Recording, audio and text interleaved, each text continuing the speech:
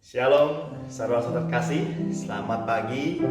Kita bertemu kembali di ibadah online YKPH di pagi hari ini, di hari Minggu yang cerah ini. Saya percaya kita semua masih terus dalam perlindungan Tuhan, masih terus dalam penyertaan Tuhan. Saya bacakan firman Tuhan di Mazmur 33 ayat pertama sampai ketiga. Bersorak-soraklah hai orang-orang benar dalam Tuhan, sebab memuji-muji itu layak bagi orang-orang jujur. Bersyukurlah kepada Tuhan dengan kecapi, bermazmurlah baginya dengan gambus 10 tali.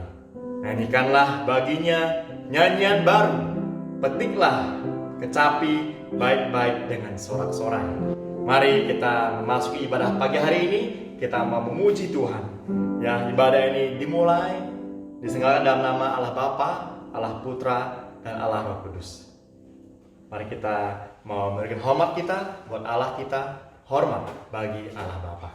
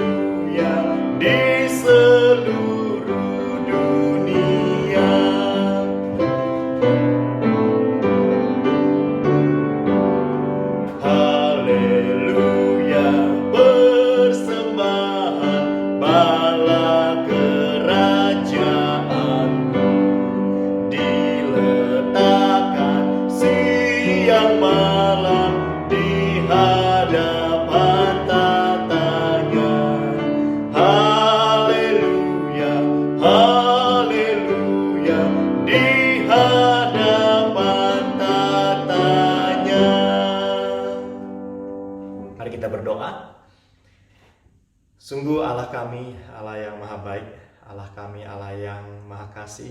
Kami bersyukur Tuhan, sekali lagi di pagi hari ini, di hari Minggu yang indah ini Tuhan, Engkau kembali memberikan kesempatan untuk bisa memuji Tuhan, untuk bisa memuliakan nama Tuhan, untuk bisa menikmati ibadah, walaupun masih secara online Tuhan.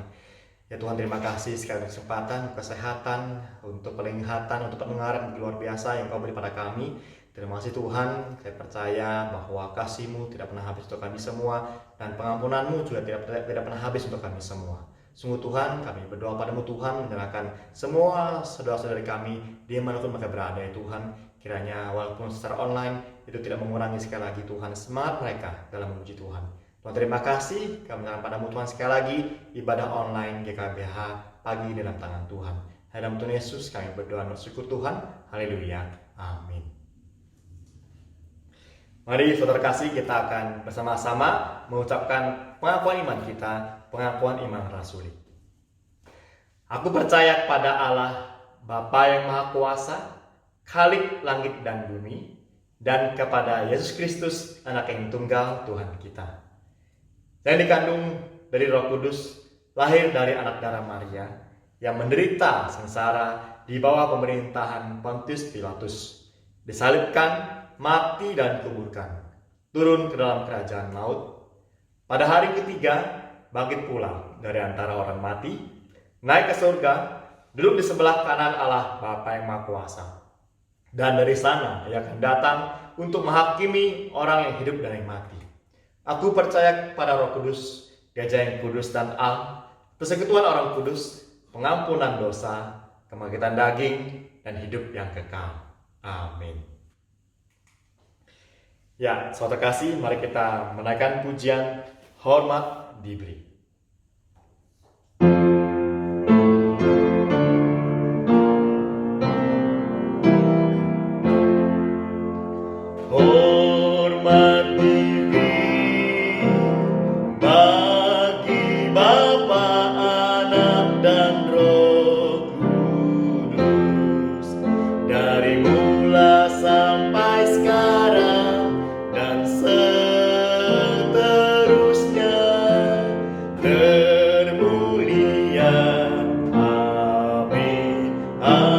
Berilah hormat padahu, berilah hormat padahu, berilah hormat pada Allah, berilah hormat padahu, patut pujilah terus.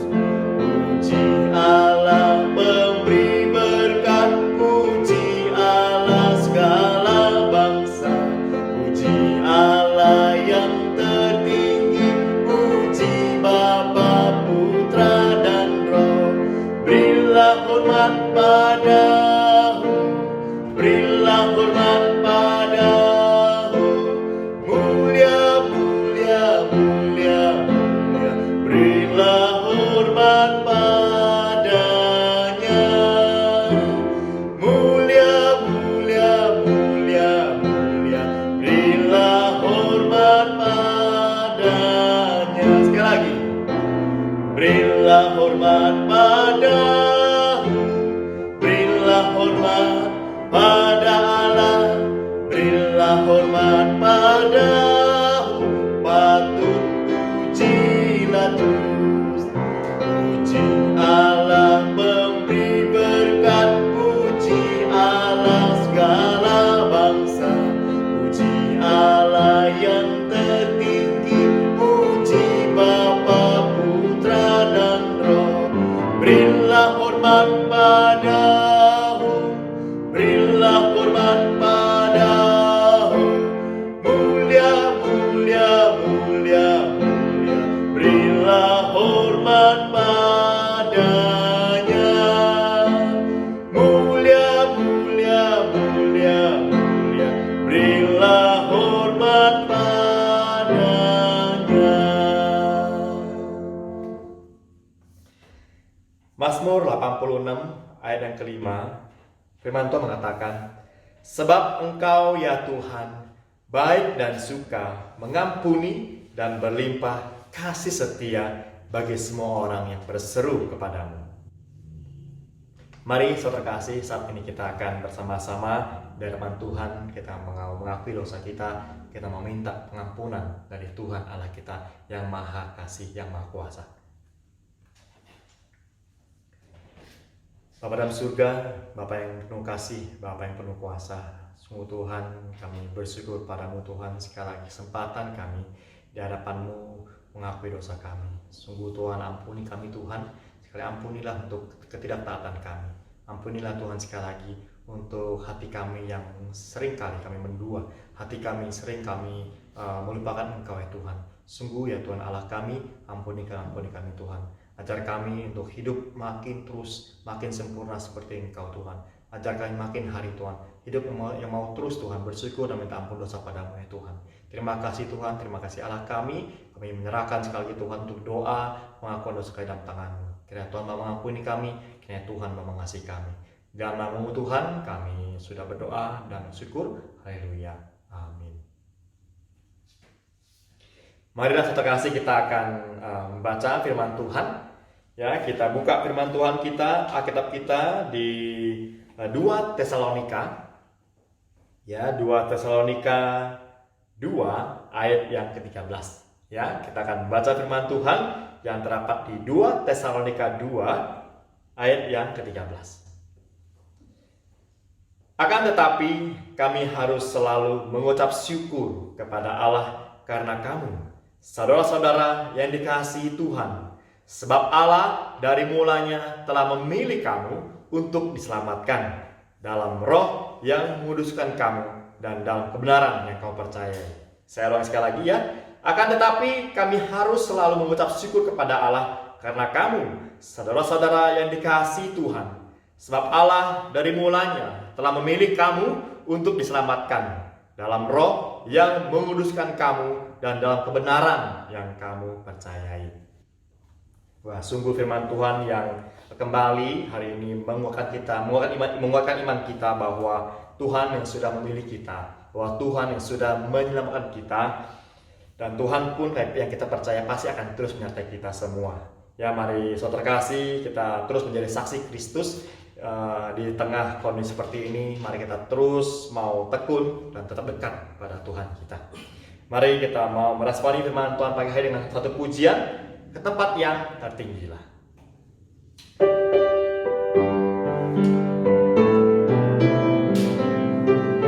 Tuhan, tetapkan jiwaku lebih dekat kepadamu. Ke tempat yang tertinggilah, genap jiwaku merindulah, gunaikan doa tiap waktu. Tuhan, tetapkan jiwaku. Tuhan, tetapkan jiwaku lebih dekat kepadamu.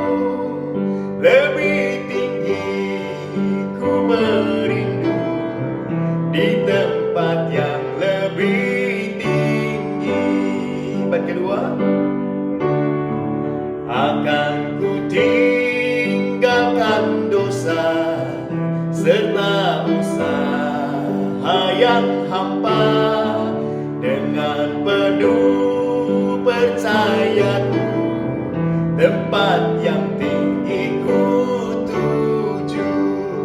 Tuhan, tetapkan jiwaku lebih dekat kepadamu. Lebih tinggi ku merindu di tempat yang lebih tinggi. Terus bait ketiga, menuju puncak tertinggi, ku pandang cahaya berseri. Tuhan, pimpinlah jiwaku ke tempat yang tinggi itu. Menuju puncak tertinggi, ku pandang cahaya berseri. Tuhan, pimpinlah jiwaku ke tempat yang tinggi itu. Tuhan, tetapkan jiwaku lebih dekat kepadamu. Lebih tinggi ku merindu di tempat. Rema sekali lagi ya. Tuhan, tetapkan jiwaku. Tuhan, tetapkan jiwaku lebih dekat kepadamu.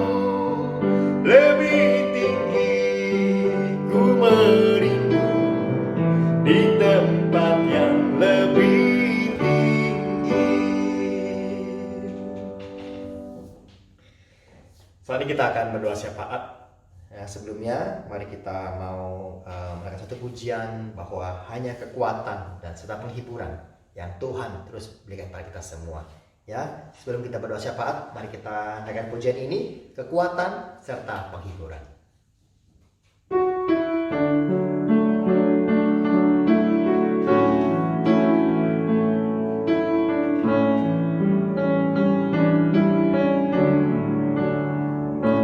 Kekuatan serta penghiburan diberikan Tuhan padaku.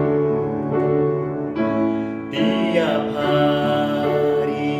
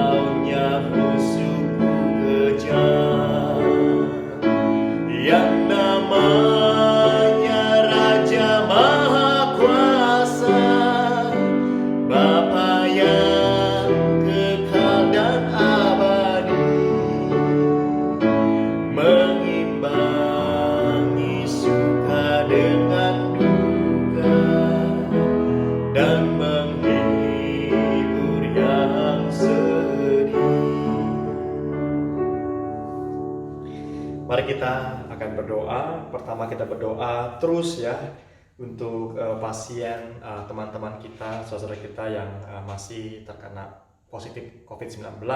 Kita berdoa untuk teman-teman kita, mereka yang masih orang dalam pengawasan atau ODP, atau pasien dalam pengawasan atau PDP. Kiranya Tuhan terus memulihkan, Tuhan terus mau menyembuhkan mereka, dan tiap hari tidak makin bertambah. Yang kedua, kita berdoa juga untuk persiapan pemerintah ya untuk kondisi new normal. Ya, kita berdoa kiranya kebijakan ini adalah kebijakan yang tepat waktu ya, adalah waktu yang pas ya, tidak diburu-buru. Dan kita berdoa kiranya juga tepat sasaran ya untuk kota-kota yang akan dilakukan new normal ya. Mari kita berdoa bersama-sama. Ya Tuhan kami, ya Allah kami, sungguh kami bersyukur pada Tuhan sekali kesempatan kami bisa berdoa untuk negara kami. Kami bisa berdoa untuk saudara-saudari kami bisa berdoa untuk teman-teman kami, terutama Tuhan mereka yang sedang menderita positif COVID-19, mereka yang dirawat di rumah sakit ya Tuhan. Tuhan tolong berkati mereka Tuhan, untuk mereka terus diberi kekuatan untuk bisa segera sembuh ya Tuhan. Hanya berdoa untuk orang-orang yang dalam pengawasan, pasien dalam pengawasan, sungguh Tuhan tolong kira mereka bisa bekerja sama dengan tenaga medis mereka, kiranya bisa benar menjaga diri mereka untuk tidak tertular atau tidak meningkat untuk virusnya. Kita berdoa pada Tuhan, padamu menyerahkan ya Tuhan sekali lagi untuk mereka dalam tangan Tuhan. Dan kami berdoa kiranya tiap hari itu kami rindu Tuhan untuk COVID-19 ini, untuk korban-korbannya tidak makin bertambah ya Tuhan. Kami mohon padamu Tuhan, kiranya Engkau mau terus membantu, Engkau terus menyertai. Kami percaya Tuhan, sampai hari ini pun Engkau terus sudah menyertai dan Engkau terus sudah membantu ya Tuhan. Terima kasih. Kami berdoa padamu Tuhan sekali lagi, menyerahkan untuk pemerintah kami yang mungkin di bulan Juni nanti akan dikeluarkan kebijakan untuk new normal ya Tuhan. Kami mohon padamu Tuhan, kiranya kebijakan ini adalah kebijakan yang tepat waktu dan bisa tepat sasaran untuk kota-kota yang sudah boleh ya Tuhan. Kami mohon padamu Tuhan, kami berdoa untuk semua masyarakat ketika dilakukan peraturan yang normal-normal ini, kiranya masyarakat bisa menerimanya dengan baik, masyarakat bisa mematuhinya Tuhan. Dan kiranya kebijakan ini bisa meredam pertumbuhan penambahan dari COVID-19 ini. Sungguh Tuhan terima kasih, kami mohon padamu Tuhan. Untuk pemerintah kami bersyukur Tuhan, untuk pemerintah yang terus berjuang, pemerintah yang terus sampai bekerja untuk bisa mengurangi mengurangi COVID-19 ini. Tuhan terima kasih, kami berdoa pada Tuhan sekali lagi untuk negara kami dalam tangan-Mu. Dalam Tuhan Yesus kami berdoa bersyukur Tuhan, haleluya, amin. Saat ini terkasih kita akan mendengarkan firman Tuhan. Kita siapkan hati dan pikiran kita percaya firman Tuhan kita dengar setiap minggu, atau firman Tuhan kita baca setiap hari ketika Anda baca Alkitab saat teduh, ya bisa memberikan kita terus kekuatan iman, bisa memberikan kita terus sukacita dan melewati hari demi hari. Ya, mari kita menaikkan pujian, hukum milikmu, kau pun milikku. Lebih dekat kepada Tuhan.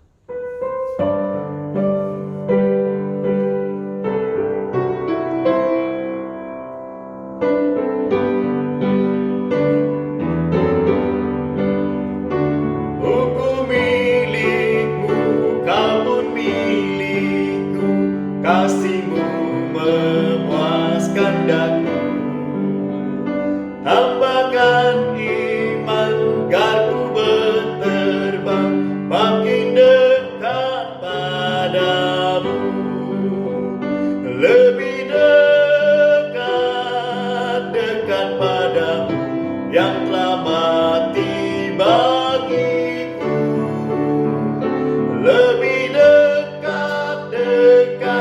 dekat salib-Mu, di aliran darah-Mu, kuduskan daku dalam kerja-Mu oleh rahmat kasih-Mu, iman dan kasih makin bertambah, makin dekat padamu, lebih dekat padamu yang telah mati bagiku, lebih dekat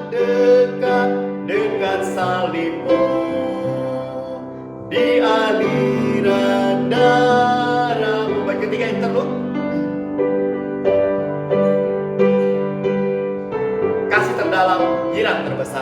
telah nyata padamu. Kasih terdalam, kirang terbesar telah nyata padaku. Ku sadar Tuhan, hapuskan dosa, mulia Tuhan telah nyata. Lebih dekat padamu yang telah mati bagiku. Lebih dekat salibmu, di aliran darahmu.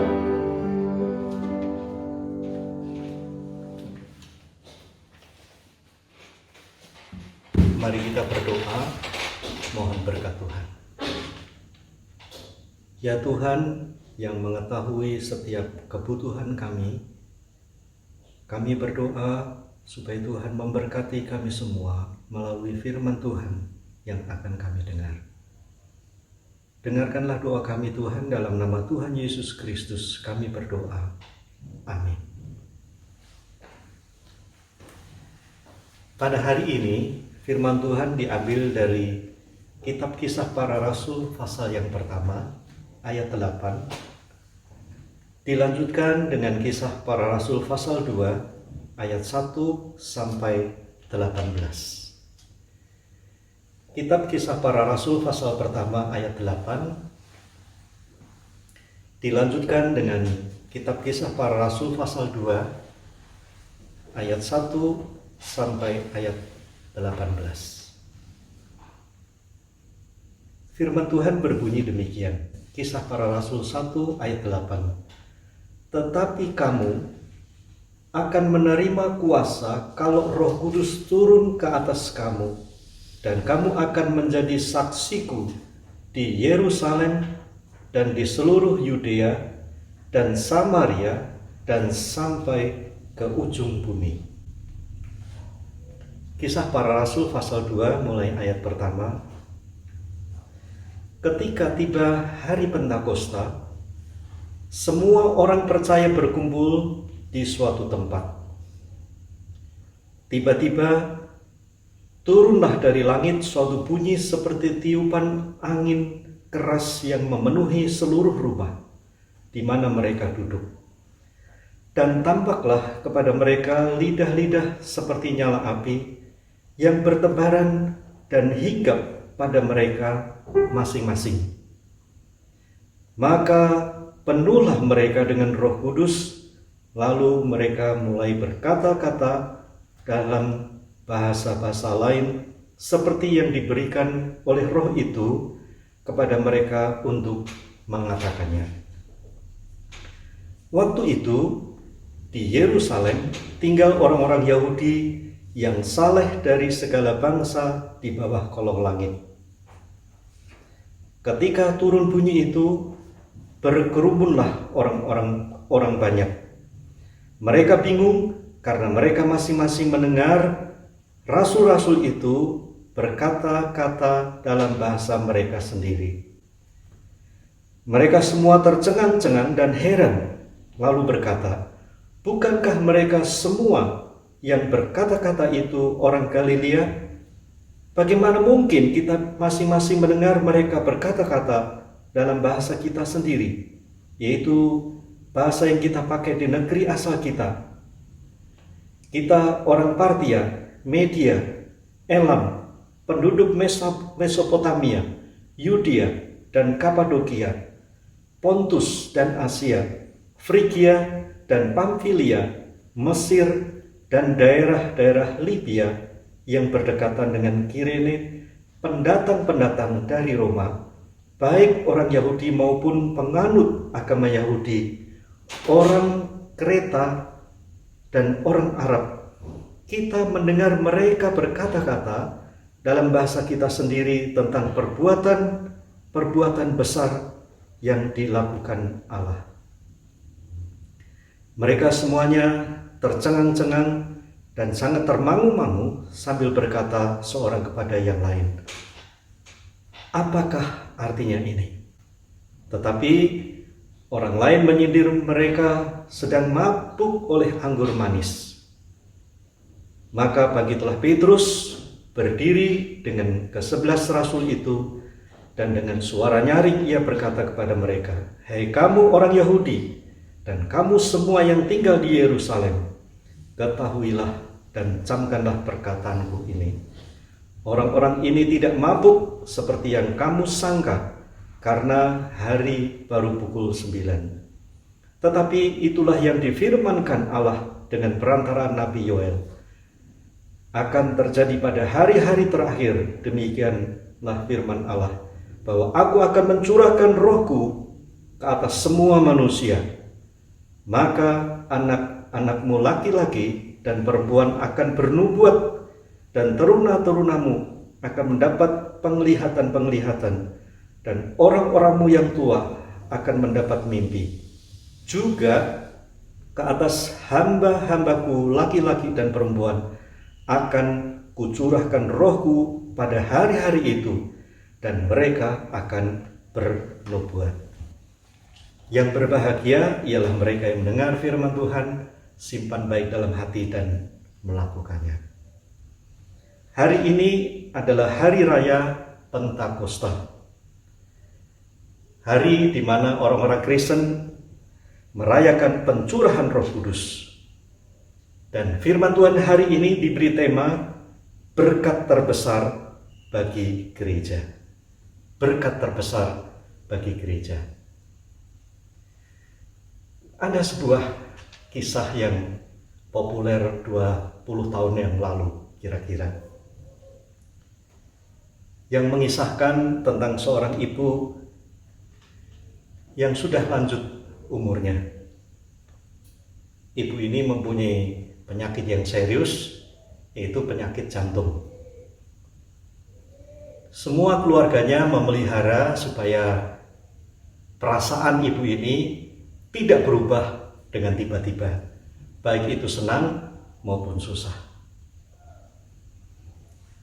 Ibu ini dikisahkan memenangkan undian dari tabungannya sebesar 1 miliar. Ya, waktu itu memang banyak bank-bank memberikan promosi supaya banyak orang menabung. Nah, salah satunya hadiahnya ialah uang 1 miliar. Dan ibu ini memenangkan undian itu. Suatu jumlah yang besar pada waktu itu. Berita ini menyenangkan, tetapi membuat takut anak-anak dari ibu itu. Bagaimana nanti menyampaikan berita memenangkan undian 1 M itu kepada ibu ini? Kalau tidak hati-hati, kalau tidak bijaksana, bisa-bisa berita ini jadi malapetaka. Oleh sebab itu, anak-anaknya berunding. Cukup lama mencari jalan bagaimana bisa memberitakan berita memenangkan undian 1 M ini kepada ibu mereka. Setelah perundingan yang begitu lama, akhirnya mereka semua sepakat karena muncul satu ide yang dipikir sebagai ide yang cemerlang, yaitu meminta pendetanya untuk menyampaikan berita ini kepada ibu mereka. Karena mereka berpendapat bahwa sang pendeta dikenal bicaranya yang lemah lembut. Nah, diharapkan ini bisa menyampaikan berita itu dengan baik. Singkat cerita, tibalah waktunya yang ditunggu-tunggu itu. Pak pendeta itu berkunjung ke rumah ibu yang memenangkan undian itu. Biasa pendeta mulai berbahasa basi, nanya keadaan dan lain-lainnya, sampai berbicara pada hal inti yang penting yang mau disampaikan. Pendeta itu bertanya kepada ibu itu, "Bu, kalau ibu menerima berkat dari Tuhan, apakah ibu senang?" Ibu itu langsung menjawab, "Oh, pasti senang. Kita membutuhkan berkat Tuhan. Dan kalau Tuhan memberkati, pasti saya akan senang. Kalau berkat yang besar, saya senang sekali. Melihat ibu ini bersemangat, pendeta itu menanyakan lagi, "Bu, kalau ibu mendapatkan uang 1 miliar, ibu ini langsung menjawab, bila benar aku mendapatkan uang 1 M itu, setengahnya akan kuberikan kepada Pak Pendeta." Mendengar jawaban ibu itu, pendetanya pingsan. Saudara-saudara yang dikasihi oleh Tuhan, kisah ini sebetulnya ingin mengajar kepada kita bahwa kesiapan untuk menerima berkat yang besar itu perlu, khususnya bagi orang-orang yang percaya kepada Tuhan. Kadang-kadang kita seringkali membicarakan, mengharapkan berkat besar, tetapi kita sendiri tidak siap. Beberapa teman saya waktu ngobrol-ngobrol, beberapa yang ingin memiliki mobil. Tapi waktu saya tanya, apakah sudah punya SIM? SIM A? Belum, nanti saja kalau sudah punya mobil baru cari SIM katanya. Jadi tidak siap. Tidak siap. Saudara-saudara, ayat-ayat yang sudah kita baca tadi ingin memberitahukan kepada kita bahwa berkat yang besar yang Allah berikan kepada gerejanya itu nyata. Berkat yang besar. Kita membaca mengenai pencurahan dan pemenuhan Roh Kudus kepada orang-orang yang percaya. Ini merupakan berita yang besar yang perlu kita perhatikan dengan baik.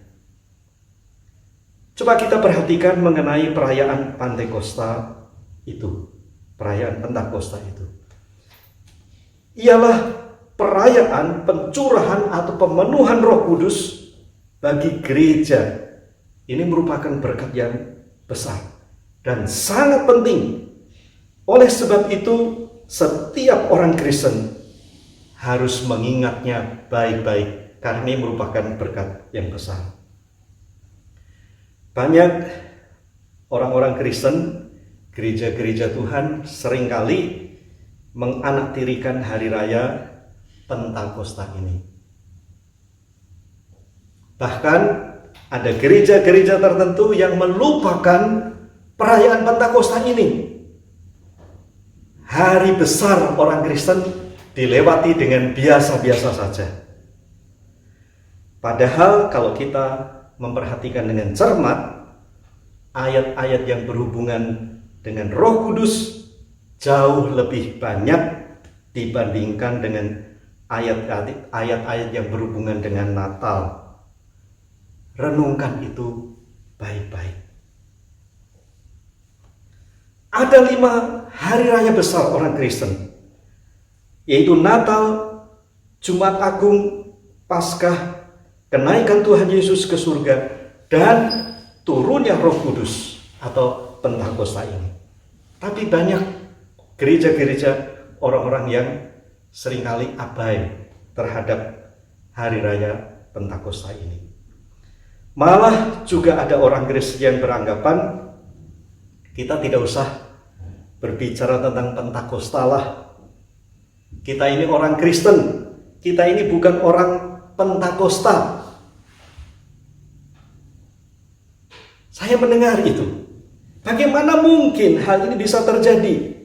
Perhatikanlah firman Tuhan yang mencatat tentang Pentakosta ini.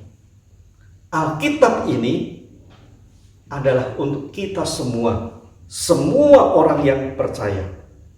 Bahkan peristiwa tentang Pentakosta itu sudah dinubuatkan di dalam Perjanjian Lama, khususnya kitab Yoel. Saudara-saudara yang dikasihi oleh Tuhan, marilah kita perhatikan baik-baik pengertian tentang Pentakosta ini. Pentakosta itu berarti yang ke-50. Kata Pentakosta dalam Perjanjian Lama seringkali diadakan pada 50 hari setelah Hari Raya Paskah atau 7 minggu setelah perayaan Paskah. Itulah sebabnya Hari Raya Pentakosta disebut juga Hari Raya 7 Minggu. Hari Raya 7 Minggu ini diadakan pada setiap bulan Mei. Ketika orang-orang pada waktu itu memanen gandum di musim tuai, pertama kali menuai, dan tepungnya itu dibuat roti dan rotinya dipersembahkan di mezbah Tuhan dan kemudian dimakan oleh para imam. Ini merupakan saat-saat yang sangat menggembirakan. Bahkan ada dibuat semacam perjamuan untuk umum.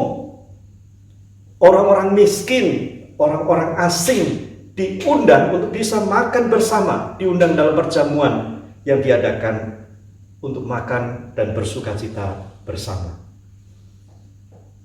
Hari Raya Pentakosta ini juga merupakan Hari Raya Bungaran, yaitu seluruh bangsa memberikan persembahan bungarannya, mempersembahkan persembahan sulungnya kepada Tuhan.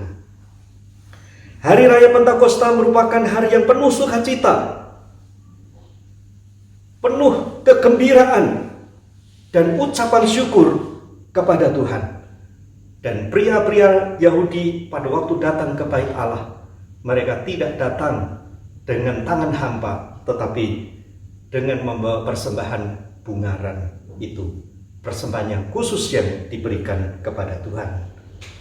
Saudara-saudara yang dikasihi oleh Tuhan, secara khusus kata Pentakosta setelah kebangkitan Yesus diartikan sebagai hari atau peringatan dicurahkannya atau dipenuhinya roh murid-murid Tuhan itu dengan Roh Kudus.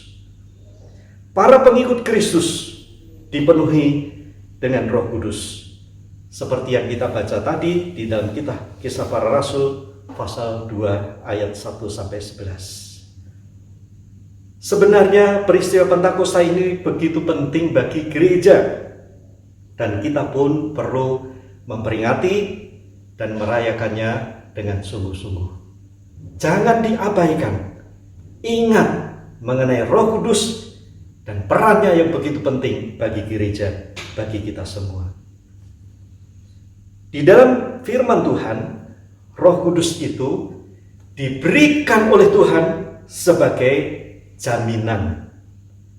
Jaminan tentang keselamatan yang sempurna yang Tuhan berikan kepada orang-orang percaya.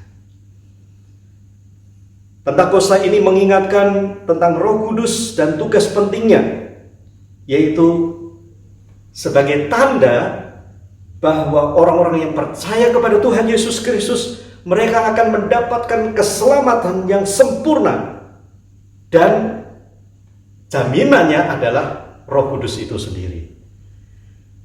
Coba kita perhatikan beberapa ayat firman Tuhan yang berhubungan dengan Roh Kudus sebagai jaminan. Di 2 Korintus 1 ayat 21-22 dikatakan, sebab Dia yang telah meneguhkan kami bersama-sama dengan kamu di dalam Kristus adalah Allah yang telah mengurapi, memeteraikan tanda miliknya atas kita dan memberikan Roh Kudus di dalam hati kita sebagai jaminan dari semua yang telah disediakan untuk kita. Roh Kudus diberikan dalam hati kita sebagai jaminan. 2 Korintus 5 ayat 5. Tetapi Allah lah yang justru mempersiapkan kita untuk hal itu, dan yang mengaruniakan Roh kepada kita sebagai jaminan segala sesuatu yang telah disediakan bagi kita. Demikian juga di dalam Efesus pasal yang pertama ayat 13 sampai 14, firman Tuhan mengatakan, di dalam Dia kamu juga, karena kamu telah mendengar firman kebenaran, yaitu Injil keselamatan, di dalam Dia kamu juga ketika kamu percaya dimeteraikan dengan Roh Kudus yang dijanjikannya itu. Dan Roh Kudus itu adalah jaminan bagian kita sampai kita memperoleh seluruhnya, yaitu penebusan yang menjadikan kita milik Allah untuk memuji kemuliaannya. Saudara-saudara yang dikasihi oleh Tuhan, melalui beberapa ayat tadi kita dapat menyimpulkan atau kita dapat mengerti bahwa keselamatan yang sempurna melalui iman kita kepada Yesus Kristus itu akan kita terima. Sebelum kita menikmati dan merasakan keselamatan yang sempurna itu, Allah memberikan Roh Kudus sebagai jaminan bahwa itu betul-betul akan Tuhan berikan kepada kita, sebagai tanda bahwa Allah sungguh-sungguh akan memberikan keselamatan itu kepada kita. Dan inilah yang merupakan berkat terbesar bagi gereja yang dianugerahkan Allah, yaitu pada waktu Tuhan memberikan keselamatan yang kekal. Pada waktu ada orang-orang yang membuka hatinya, percaya kepada Yesus Kristus dan menerima keselamatan yang kekal, ini adalah anugerah terbesar. Saudara-saudara yang dikasihi oleh Tuhan, Roh Kudus sengaja dihadirkan Allah ke dalam dunia ini sebagai jaminan. Untuk mempermudah pengertian ini, marilah kita perhatikan contoh berikut ini. Saudara pernah kredit, menggunakan kartu kredit atau kredit sesuatu, saudara belum bisa membeli, tapi uang terbatas. Nah, biasanya terjadilah akad kredit itu. Soal perkreditan itu sebetulnya bukan hanya sekarang, di zaman-zaman dulu pun sudah terjadi. Saya ingat waktu saya masih kecil itu, lihat orang-orang tukang kredit itu jalan dari kampung ke kampung membawa alat-alat rumah tangga. Nah, biasanya mereka menawarkan, ada yang beli cash tapi kebanyakan kredit. Sekarang pun walaupun teknologi maju, kredit itu prosesnya tetap sama. Apa yang dimaksud sama? Setiap akad kredit itu, setiap transaksi kredit itu, setiap orang itu harus memberi jaminan.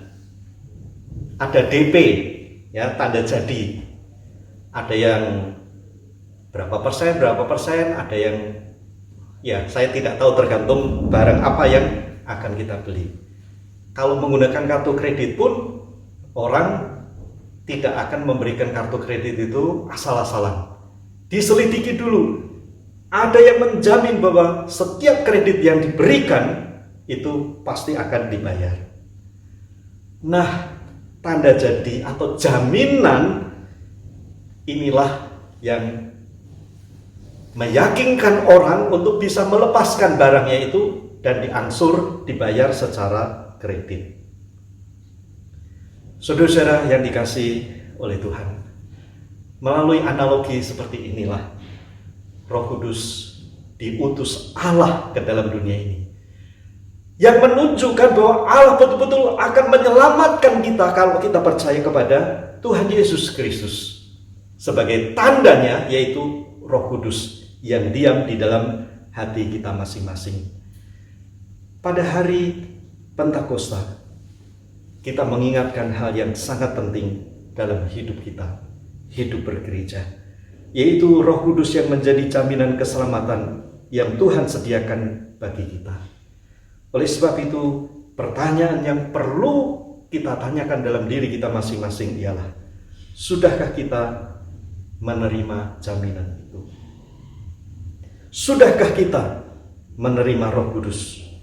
Sudahkah kita dalam hidup kita itu dipenuhi oleh Roh Kudus itu sebagai tanda bahwa kita sudah dan sedang menerima keselamatan yang kekal itu.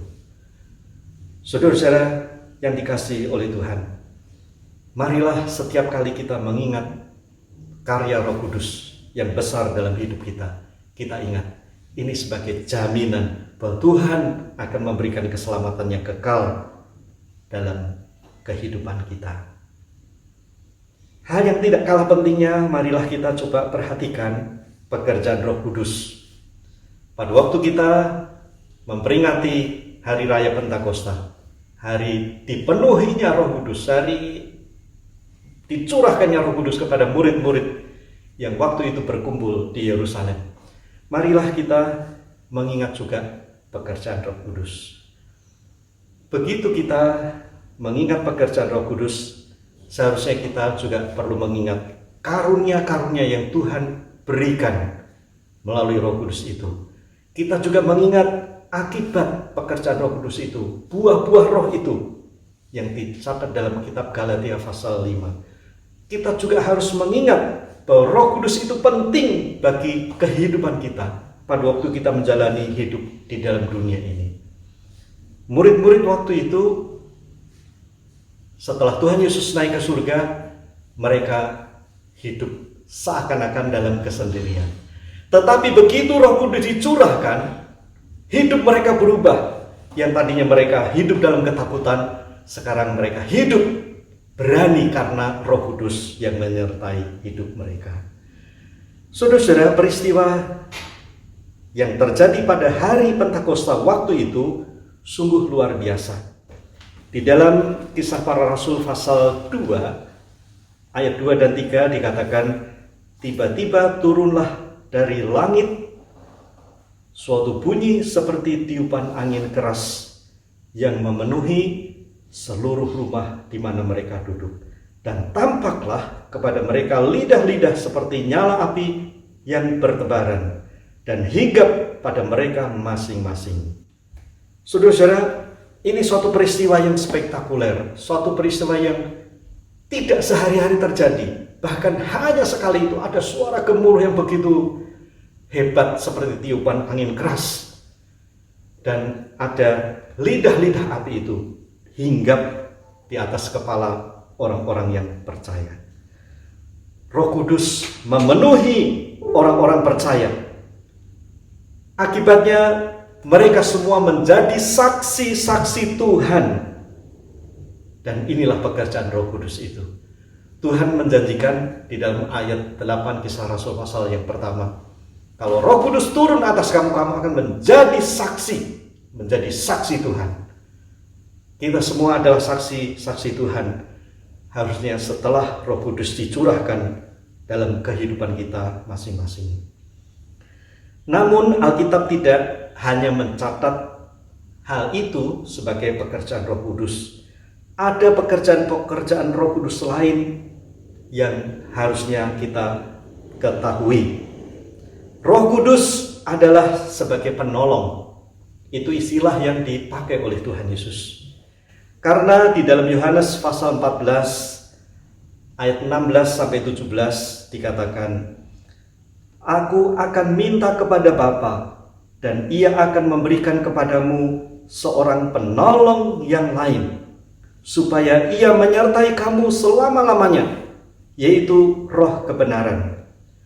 Dunia tidak dapat menerima Dia, sebab dunia tidak melihat Dia dan tidak mengenal Dia.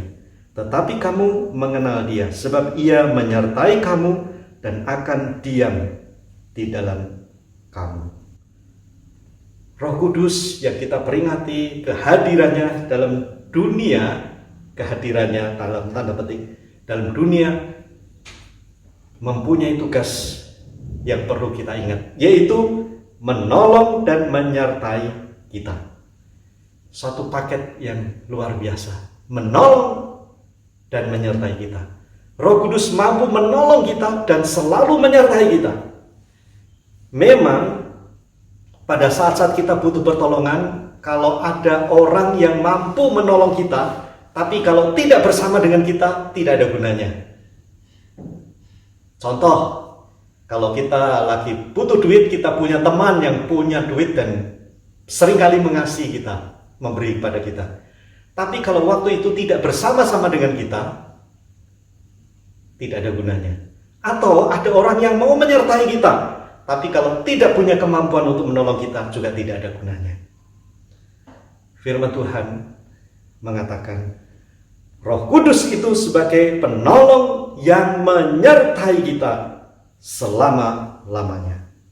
Dan kita perlu tahu itu. Tuhan bisa menolong kita dalam kesulitan kita, dalam kebutuhan kita, dalam hal-hal yang lain yang perlu bagi hidup kita. Tuhan sanggup menolong dan Tuhan itu menyertai, bahkan Dia tinggal di dalam hati kita. Tinggal di dalam kita.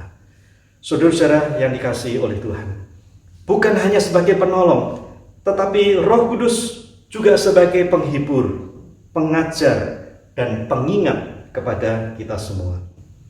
Yohanes 14 ayat 26 mengatakan, tetapi penghibur, yaitu Roh Kudus yang akan diutus oleh Bapa dalam namaku, Dialah yang akan mengajarkan segala sesuatu kepadamu dan akan mengingatkan kamu akan semua yang telah kukatakan kepadamu. Ada kalanya hidup kita dipenuhi dengan kesusahan. Kadang-kadang banyak kekhawatiran dalam hidup kita. Itu tidak dapat dipungkiri. Kadang-kadang hidup kita juga perlu diajar. Dan kadang-kadang kita juga perlu diingatkan akan janji-janji Tuhan yang pernah kita terima. Kadang-kadang banyaknya masalah dan kesusahan hidup ini menyebabkan kita lupa akan janji-janji Tuhan.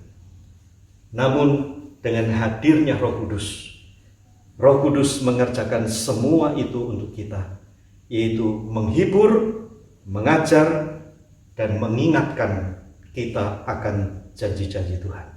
Saudara-saudara yang dikasihi oleh Tuhan, ingatlah baik-baik, Roh Kudus mempunyai pekerjaan yang berguna bagi kita semua untuk menghibur kita, mengajar kita, untuk mengingatkan kita akan janji-janji Tuhan. Roh Kudus sebagai pendoa juga perlu kita ketahui dengan baik. Yang bisa mendoakan kita itu bukan hanya pendeta atau teman-teman, tetapi Roh Kudus juga mendoakan kita. Di dalam Roma pasal 8 ayat 26, Roma pasal 8 ayat 26 mengatakan, demikian juga Roh membantu kita dalam kelemahan kita, sebab kita tidak tahu bagaimana sebenarnya harus berdoa. Tetapi Roh sendiri berdoa untuk kita kepada Allah dengan keluhan-keluhan yang tidak terucapkan. Ayat ini memberitahukan kepada kita sesuatu yang sangat penting, Roh Kudus itu mendoakan kita, bukan hanya menolong, menghibur, tetapi Dia juga mendoakan kita. Pernahkah kita mengalami kesulitan dalam hidup ini? Kesulitan yang sangat berat, sampai kita bercerita kepada orang pun tidak mampu. Kita berdoa pun kita tidak bisa mau didoakan apa, karena hidup kita begitu seakan-akan di lembah kekelaman, begitu berat menghadapi masalah. Bisa masalah ekonomi, bisa masalah keluarga, rumah tangga, juga masalah bisnis kita, atau masalah kesehatan kita. Orang lain tidak tahu, kita sendiri yang tahu. Kadang-kadang kita sulit untuk mengatakan, menceritakan pada orang lain. Mendoakan pun kita sulit, harus berdoa apa? Mungkin di saat-saat harus bekerja di rumah, belajar di rumah, beribadah di rumah, cari uang dari rumah, dan semuanya dikerjakan di rumah. Ada orang-orang tertentu yang menjadi begitu tertekan. Tetapi kita perlu bersyukur. Di saat-saat kita tidak tahu bagaimana harus berdoa, Roh Kudus mengambil alih, mendoakan kita kepada Allah. Roh Kudus mempunyai tugas mendoakan kita. Bersyukurlah kalau kita adalah orang-orang yang percaya kepada Tuhan Yesus Kristus. Karena Roh Kudus itu diutus untuk membantu kita, mendoakan kita, berdoa kepada Allah Bapa. Kalau Roh Kudus sendiri yang berdoa untuk kita, percayalah, Dia tidak pernah salah berdoa. Tetapi Roh Kudus akan mampu berdoa dengan tepat. Kita bisa saja salah berdoa, tetapi Roh Kudus tidak mungkin salah berdoa. Dia akan berdoa untuk kita dengan tepat, sesuai dengan apa yang kita perlukan. Bersyukur untuk Roh Kudus yang sudah diutus oleh Tuhan. Karena salah satu pekerjaan Roh Kudus ialah sebagai pendoa yang mendoakan kita. Sebagai penggenap janji Tuhan, itu juga dikerjakan oleh Roh Kudus. Tuhan menjanjikan kalau Roh Kudus turun ke atas kamu, kamu akan menjadi saksi. Begitu Roh Kudus dicurahkan, turun betul-betul di hari raya Pentakosta, di dalam Kisah Para Rasul pasal 2. Murid-murid yang tadinya penuh kegalauan, tidak tahu harus berbuat apa, penuh ketakutan, akhirnya mereka berani menyaksikan, menjadikan Injil itu sebagai kabar yang disampaikan kepada semua orang. Roh Kudus juga bisa mengisahkan dosa seseorang, menegur, dan Roh Kudus melakukan banyak hal sesuai dengan apa yang kita perlukan. Bersyukur untuk Roh Kudus yang Tuhan utus, Tuhan berikan kepada kita semua. Jangan diabaikan, jangan diabaikan. Dengan hadirnya Roh Kudus dalam kehidupan gereja, ini merupakan berkat yang besar. Dan kita perlu berterima kasih kepada Tuhan, karena Tuhan melengkapi hidup kita ini, di dunia ini, dengan Roh Kudus. Oleh sebab itu, percayalah, bukalah hati, persilahkanlah Roh Kudus untuk memberikan pimpinannya. Amin. Mari kita berdoa. Tuhan, terima kasih untuk firman-Mu. Kami berdoa supaya Tuhan menolong kami semua, supaya mengerti firman Tuhan dan melakukannya. Dalam nama Tuhan Yesus kami berdoa. Amin. Kita diberi kesempatan untuk memberikan persembahan. Kita menyanyi sebuah lagu, Terima Kasih Tuhan.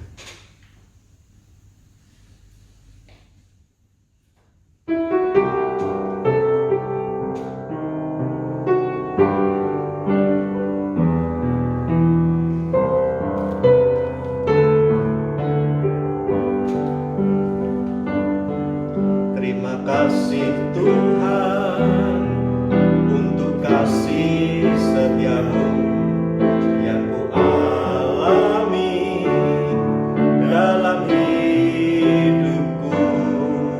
Terima kasih Yesus untuk kebaikanmu sepanjang hidupku. Terima kasih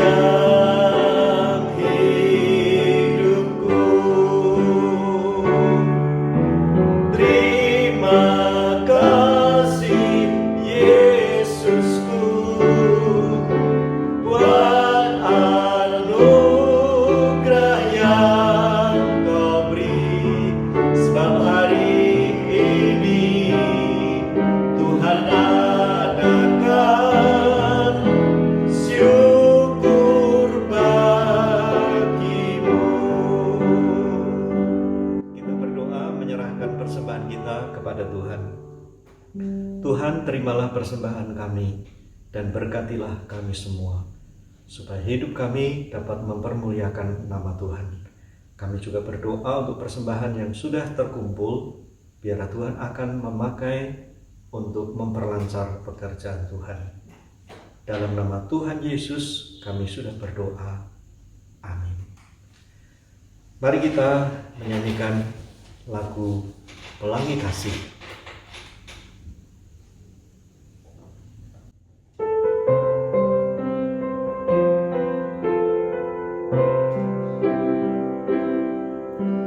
Apa yang kau alami kini mungkin tak dapat engkau mengerti.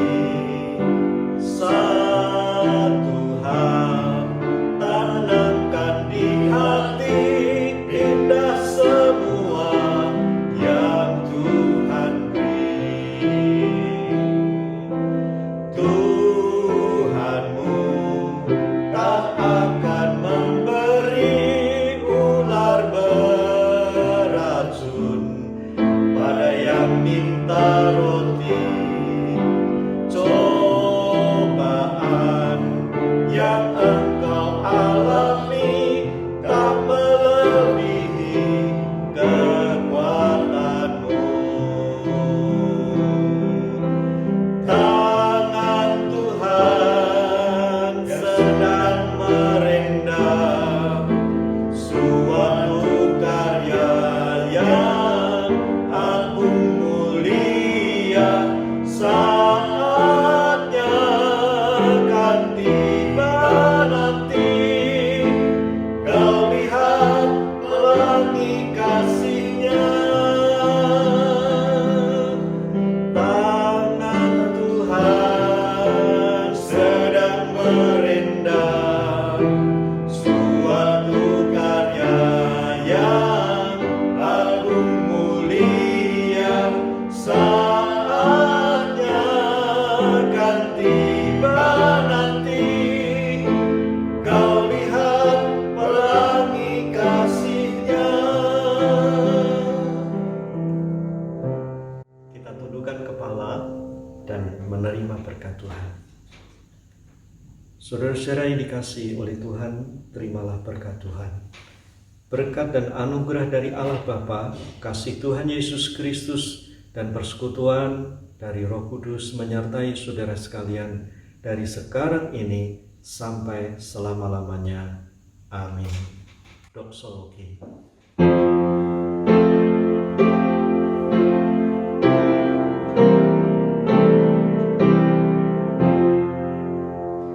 Puji Allah Bapa Putra, puji Allah Roh Kudus, ketiganya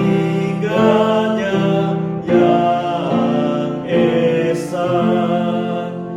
Pohon selamat, sumber berkat.